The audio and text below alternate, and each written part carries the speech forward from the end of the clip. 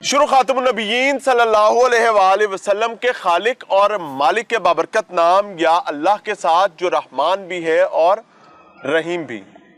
अस्सलाम वालेकुम नाज़रीन, मुझे मियां इमरान अरशद कहते हैं और आप देख रहे हैं प्रोग्राम पाकिस्तान पूछता है। मेरे दाएं बाएं आपको कुछ बच्चे नजर आ रहे हैं। इस वक्त इनकी आंखों में सवाल हैं, शायद इनको वो शऊर नहीं है कि ये जुबान से अपने सवालात, अपनी तकलीफ बयान कर सकें। सो आज का प्रोग्राम हर माँ देखे, हर बाप देखे और खास तौर पर इस पंजाब पुलिस को चलाने वाला आईजी पंजाब जरूर देखे। उसकी वजह यह है कि पुलिस वो महकमा है जिसकी जिम्मेदारी हुआ करती है कि मुआशरे में अमन व सुकून कायम रहे।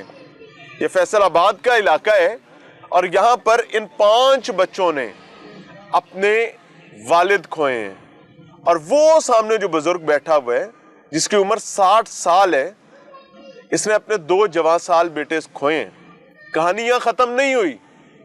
दोनों जवां साल बेटे खोने की बुनियादी वजह यह थी कि जिस ग्राउंड में आज इसको अपने बेटे का बल्कि अपने बेटों का सत्थर बिछाने की इजाजत मिली है, यहां के नाखुदाओं ने जहां इसको अपने बेटों का जनाजा पढ़ने की इजाजत दी है, इस ग्राउंड में आज से 1 दिन पहले इस बुजुर्ग की बेटी की शादी होनी थी। इस बुजुर्ग ने इस ग्राउंड में अपनी बेटी की रुखसती के लिए टेंट लगाना था।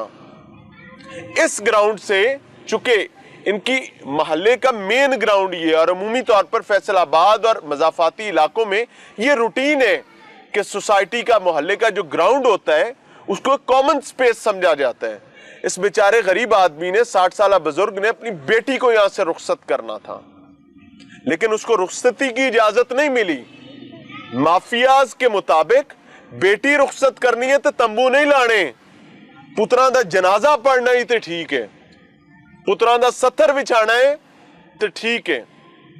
तो लिहाजा बेटी रुखसत नाकाम हो गया, वो नहीं कर पाया।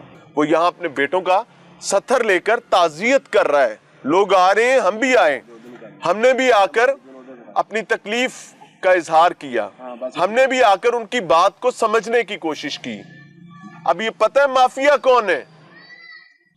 ये वो रजील इंसान है, वो खबीस इंसान है जिनकी खबासत के पीछे बदकिस्मती से मेरा कलेजा फटने को आता है जब जब मैं ये नाम लेता हूं। मेरी शेर की खाल है, जहां पर आपको सुनिएगा और देखिएगा भी तरतड़ाहट, गरज, बरस, यही ग्राउंड है।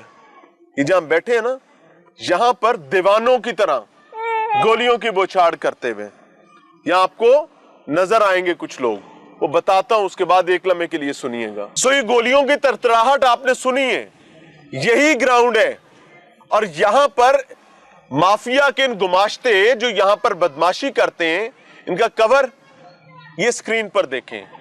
ये यूनिफॉर्म में मौजूद मेरे श्री जवान, जब इनकी सरपरस्ती हो तो भाई नाली में गिरा बंदा भी सीना तान के खड़ा हो जाता है और उसको फिरौनियत सर पर चढ़कर बोलने लगती है। और ये वो यूनिफॉर्म था जिसने इन लोगों को, ये जो आज अपने बेटों के सत्थर पर बैठे हुए, इन लोगों को तहफ्फुज देना था इनसे। यहां के नाजायज फरोश रिपोर्टेडली ये लोग हैं, यहां मंशियात का कारोबार करने वाले ये लोग हैं। रिपोर्टेडली जो मुझे यहां से गवाही मिली है उसके मुताबिक यहां पर भत्थे का काम करने वाले ये लोग हैं। और लेना क्या है? जा सिगरेट दी डब्बी ले आ, जा खाना ले आ, पैसे नहीं देने। छोटी छोटी ख्वाहिशात, छोटी छोटी फरमाइशात, और उसमें वो साहब अपने 2 बच्चों की कुर्बानी दे चुका है। अस्सलाम वालेकुम चाचा जी, अल्लाह आपके लिए आसानी करे। बड़ी दुखी दिल के साथ आपके साथ बात कर रहे हैं। बड़ी मेहरबानी। बेटी की रुखसती थी? बेटी की रुखसती थी। क्या हुआ? 3 नवंबर को जुमा शाम हम इसी वक्त 4:45 बजे के करीब इधर ये सिलसिला शुरू करने लगे थे।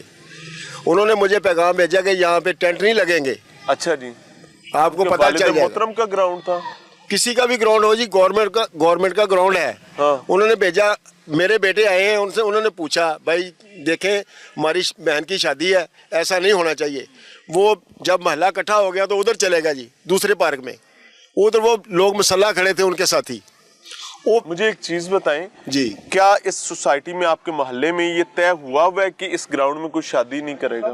नहीं, सब करते हैं जी, जनाजे सब भी इधर यहीं बैठते करते हैं हैं, शादी? 70 भी इधर बैठते हैं। इधर ही करते हैं, ऐसे ही कर देने। तो आपसे क्या तकलीफ? उन्होंने मुझसे कुछ जुल्म करना था और क्या जी। कोई पैसे पूछे तो नहीं मांगे सी? पैसे क्या मांगने, आपको बता दिया कि 500,000 लेते हैं, रोटी के पैसे नहीं देते, खाना मंगवाते हैं वो नहीं देते। कोई रेडी वाले को कहते हैं इधर खड़े हो जाओ, फल दे जाओ, वो पैसे नहीं देंगे। जब मांगेंगे तो उसके सर पे बट मारेंगे या उसके थप्पड़ मारेंगे, बस ऐसा करते हैं जी। बेटी की रुखसती किस तारीख को थी? 3 नवंबर को जी इधर हम टेंडर लगा रहे थे, ये साने हो गया। 4 नवंबर को बरोज हफ्ता उसकी बारात आनी थी इधर। जिस दिन बारात आनी थी उस दिन बेटों का जनाजा उठा। हाँ जी, ये दरिया उसी कुर्सियों की सेटअप में है, ये जो जिस पर हम ये फातिहा कहने के लिए बैठे हैं। जी जी, ये शादी वाली दरिया है, उधर कुर्सियां भी हमने लगानी थी, लेकिन 5 मिनट में हमारे 2 बेटे कत्ल कर दिए उन्होंने जी। कोई झगड़ा हुआ था? कुछ भी नहीं हुआ जी। इतने असी तंबू लाना चाहते सी जी, उन्होंने स्नेह कर लिया कि तंबू नहीं लगन देना, इन्होंने फड़ना अज। लेकिन असी फिर सारे बेटे भाई सारे असी इकट्ठे होके गए हैं, कोई 20-25 बंदे के करीब सी जी। उत्थे जाके उन्होंने सानू पूछा, दसिया ही कोई नहीं। ਅਸੀਂ ਉਹਨਾਂ ਨੂੰ ਪੁੱਛਿਆ ਯਾਰ ਕੀ ਮਸਲਾ ਤੁਹਾਡਾ, ਸਾਡੇ ਨਾਲ ਕੀ ਦਾਅਵਤ ਹੈ ਤੁਹਾਡੀ? ਉਹ ਕਿਹਾ ਤੁਹਾਨੂੰ ਦੱਸਨੇ ਆ। तो उधर इदा साइड ते 3-4 बंदे ਜਿਹੜੇ ਸੀ ਮਸਲਾ, ਉਹਨਾਂ ਨੇ ਵੱਡੇ ਬੇਟੇ ਦੇ ਗੋਲੀ ਮਾਰੀ ਜੀ ਪੱਟ ਦੇ ਵਿੱਚ। ਠੀਕ ਹੈ ਜੀ, ਮੇਰਾ ਛੋਟਾ ਬੇਟਾ ਫੈਸਲ ਜਿਹੜਾ ਬੇਟਾ ਬੋਲ ਰਿਹਾ, ਉਹਨੇ ਉਹਨੂੰ ਪਕੜਨ ਦੀ ਕੋਸ਼ਿਸ਼ ਕੀਤੀ ਕਿ ਯਾਰ ਇਹ ਕੰਮ ਤੂੰ ਨਾ ਕਰ। ਉਹਨੇ ਸਿੱਧੀ ਉਹਦੀ ਗੋਲੀ ਮਾਰੀ, ਉਹਦੀ ਖੋਪੜੀ ਉੱਡ ਗਈ ਜੀ। ਬੱਚੇ ਦੀ ਖੋਪੜੀ ਦੇ ਵਿੱਚੋਂ ਨਿਕਲ ਕੇ ਨਾ ਜੀ ਦਿਮਾਗ ਦੇ ਵਿੱਚੋਂ ਦੀ ਗੋਲੀ ਹੋ ਗਈ, ਮੌਕੇ ਤੇ ਮਰ ਗਿਆ। ਤੇ ਸੇਲ ਦੇ ਜਾਂਦੇ ਹੋਏ ਇੱਕ ਹੋਰ ਫੈਲ ਮਾਰ ਗਿਆ ਜੀ ਇਹ ਪੇਟ ਦੇ ਵਿੱਚ। ਉਹਦੀ ਗੋਲੀ ਉਹ ਫਿਰ ਗਈ। 9mm ਪਿਸਟਲ ਸੀ ਜੀ 3 ਉਹਨਾਂ ਦੇ ਕੋਲ। ਤਿੰਨੇ ਬੰਦੇ ਗੋਲੀਆਂ ਮਾਰ ਕੇ ਤੇ ਹੋ ਗਿਆ ਜੀ। 5 ਮਿੰਟ ਦਾ ਵਾਕਿਆ ਹੈ। ਪੁਲਿਸ ਨਾ ਭਾਈ, ਪੁਲਿਸ ਨੇ ਸਾਰਾ ਕੁਝ ਕੀਤਾ, ਪੁੱਛਿਆ ਦੱਸਿਆ ਤੇ ਚਲੇ ਗਏ ਜੀ। कोई मुंडा फड़िया गया? ਉਹਨਾਂ ਦਾ ਮੁੰਡਾ ਕੋਈ ਨਹੀਂ ਜੀ ਫੜਿਆ ਗਿਆ। ये दोहरा कत्ल हुआ इस इलाके में, कोई पुलिस का सीनियर अफसर यहाँ पर आया? आया जी, उधर हमने एहतजाज किया गेटों वाले चौक में जी।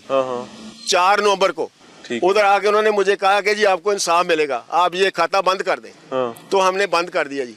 लेकिन वो रेड कर रहे हैं SHO साहब, लेकिन वो कहीं नहीं नजर नहीं आ रहा है। एक भी उनका कोई भी बंदा काबू नहीं। काफी सारी वीडियोस हैं जिसमें पुलिस के मुलाजमीन यूनिफॉर्म पहनकर इनके साथ बैठे हुए हैं और जी पीने पिलाने के मामला चल रहे हैं। हाँ जी, वो इसीलिए तो वो ये के साथ इनका ताल्लुक किस बात पर है? क्या ये मुंशियात फरोश है जी? मुंशियात फरोश है, ओनली कोई कारोबार नहीं है, जीरो धंधा कोई नहीं। 068 नंबर की गाड़ी रखी हुई है जी, उसमें गन्ने होती हैं, जब जाते हैं कुछ ना कुछ लेके कहीं ना कहीं से आते हैं। ये किराए का काम तो नहीं करते, कब्जे शब्जे लेने ये का ऐसा मामला कि ये यही काम करते हैं, 2 नंबर धंधा करते हैं टोटल। ठीक हो गया। तो इनके असले जो हैं वो इनको कहाँ से आते हैं? क्योंकि गैर कानूनी असला रखने की तो इजाजत नहीं है। सर थानेदार साहब जो हैं उनके पास बैठे हैं, खाना खा रहे हैं, उनकी हवेली में बैठे हैं, तो फिर पीछे कोई चीज रह गई जी। नाज़रीन, एक चीज ज़हन में रखिएगा कि जब कोई गुमाश्ता दंदनाता फिरता है और आम लोगों को अजियत और तकलीफ का शिकार बना रहा होता है, उसके पीछे कोई ना कोई ऐसा रजील माफिया, रजील इंसान या रजील निज़ाम ज़रूर होता है जो उनको शेल्टर दे रहा होता है, प्रोटेक्शन दे रहा होता है, या उनसे अपने मजमूम मकासद पूरे करवा रहा होता है।